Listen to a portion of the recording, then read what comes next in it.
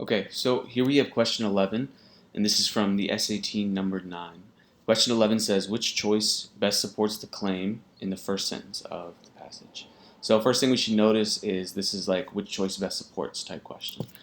Basically, usually they tell us something in the answer choice, or sorry, in the question, and then we go through the answer choices and we choose a text for them.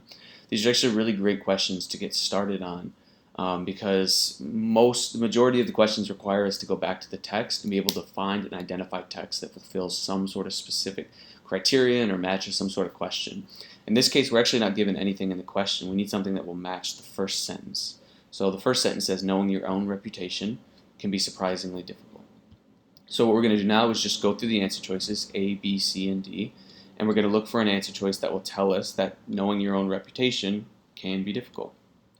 So let's check it out. So 2 to 4 is here. Consider for instance, a study that analyzed a set of published experiments, all sharing the same basic design. So this right here is not telling us really directly that knowing our own reputation can be surprisingly difficult. That knowing how people think about us can be difficult. All it's doing is introducing this study. Probably this study will go on to support this first claim of the passage. That just makes sense given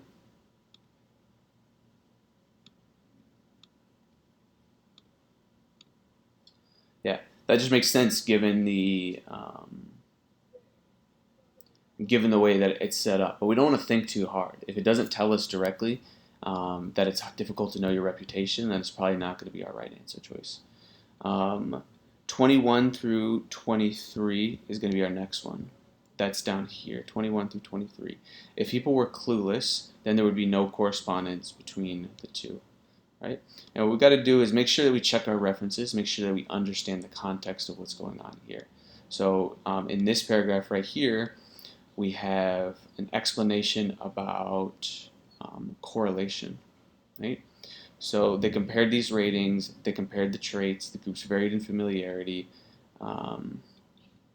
If people knew exactly what others were thinking, then there would be a perfect correspondence between predicted and actual relationships, right? Statistically speaking, etc. So all this is talking about is sort of more of the methodology of the experiment. If people are clueless about they know each other, there's no correspondence between the two. And if they know, then there's perfect correspondence. So this is not really the answer choice that we want because it's not telling us directly that it's hard to know what other people think about us. So let's continue. 2 is out, B is out, 26 through 27. That's down here. The closer the correlation is to 1, the stronger the relationship. This is sort of in this exact same camp, right? What we have right here is just an explanation of what correlation means, right? Correlation is the exact measurement of correspondence. If it's closer to 1, you have a strong relationship. Closer to 0, you have not a strong relationship. So C is probably not right, which is going to leave us with D.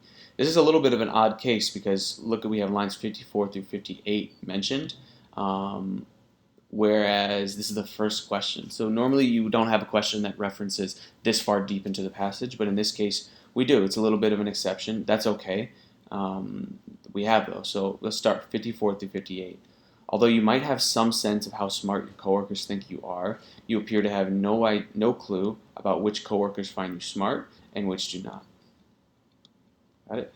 As one author of the study, blah, blah, blah. So although you might have some sense of how smart your coworkers think you are, you appear to have no clue about which coworkers in particular find you smart.